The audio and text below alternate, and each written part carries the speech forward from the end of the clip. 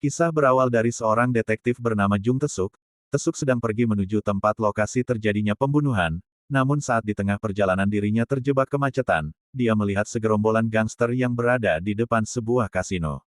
Karena penasaran dia pun langsung masuk dan mencari pemilik kasino tersebut, namun ketika Tesuk hendak masuk, dirinya dihadang oleh manajer kasino dan segerombolan gangster.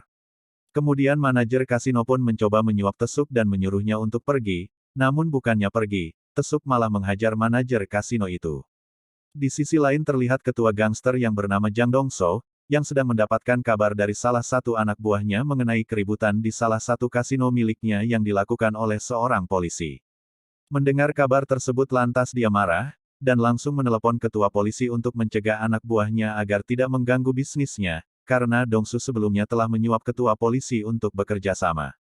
Akhirnya Tesuk pun langsung ditegur oleh atasannya, dia diperintahkan untuk segera pergi dari kasino itu, dan pergi ke lokasi tempat terjadinya pembunuhan, dan melarangnya untuk tidak berurusan lagi dengan para gangster yang ada di sana. Sesampainya di lokasi, Tesuk pun menemukan kejanggalan, kasus pembunuhan ini merupakan kasus pembunuhan berantai, karena pembunuhan tersebut sama persis dengan kasus pembunuhan-pembunuhan yang sebelumnya. Di sisi lain Jang Dongso sedang bertemu dengan rekan bisnisnya bernama Sangdu, mereka bernegosiasi tentang masalah wilayah kekuasaan, namun setelah bernegosiasi, Dongso merasa tidak puas dengan hasil negosiasi tersebut, karena menurut Dongso keputusan yang diberikan oleh Sangdu sangat membahayakan bisnisnya. Akhirnya dia pun pergi meninggalkan pertemuan tersebut, sisi lain pertemuan polisi pun diadakan untuk mengungkap kasus pembunuhan, saat itu juga Tesuk langsung memberikan bukti kepada atasannya. Dia berkata jika kasus ini merupakan kasus pembunuhan berantai, namun atasannya malah tidak mempercayainya. Mendengar hal itu Tesuk pun marah dan meninggalkan rapat tersebut.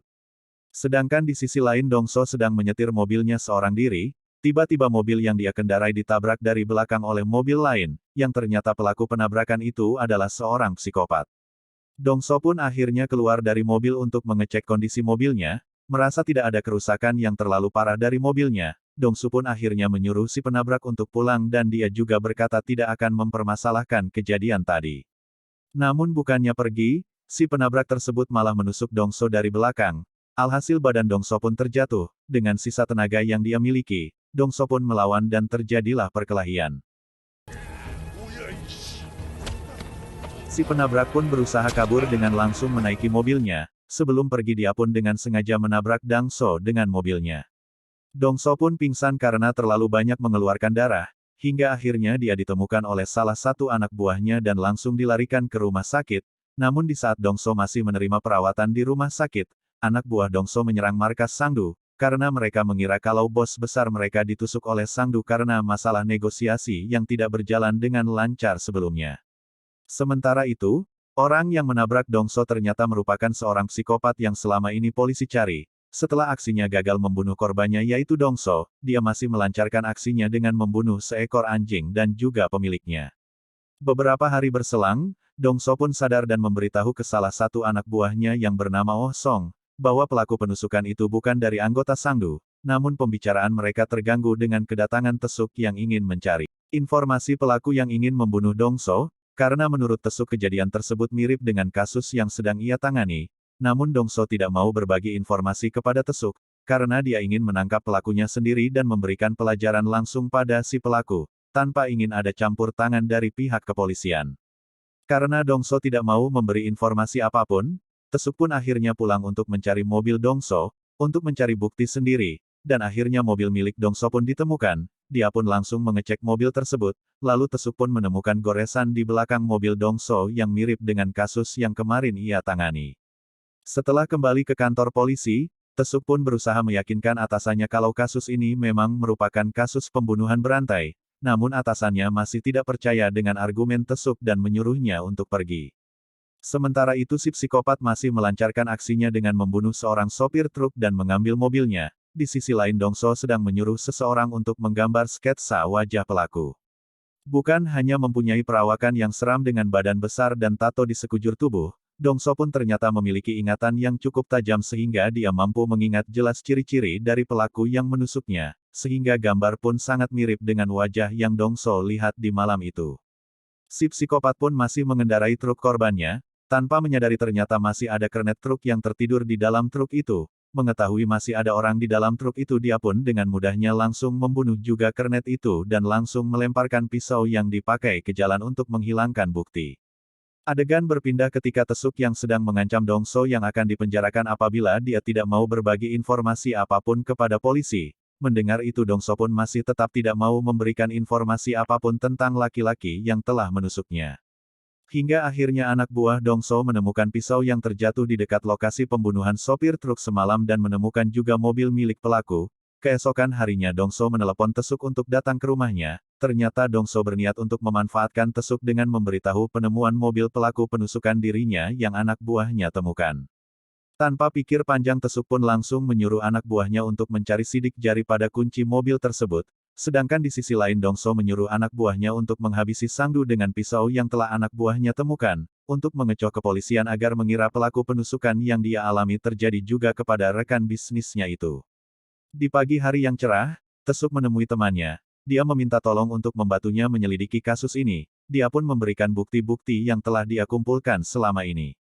Kemudian Tesuk menerima kabar kalau Sangdu yang merupakan rekan bisnis Dongso telah terbunuh dengan pisau yang sama dengan pisau yang telah menusuk Dongso. Dia pun langsung menemui Dongso. Dirinya tahu kalau pembunuhan tersebut merupakan rencana dari Dongso. Saat tiba di rumah Dongso dia pun langsung memukul Dongso. Namun karena badan Dongso yang lebih besar dari Tesuk, akhirnya malah dirinya lah yang dihajar balik oleh Dongso.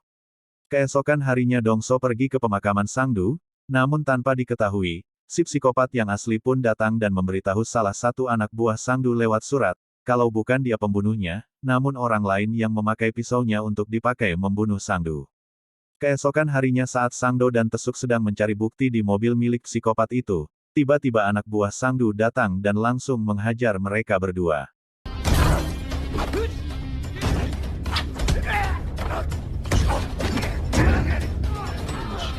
Hingga perkelahian itu pun akhirnya dimenangkan oleh Dongsu dan Tesuk.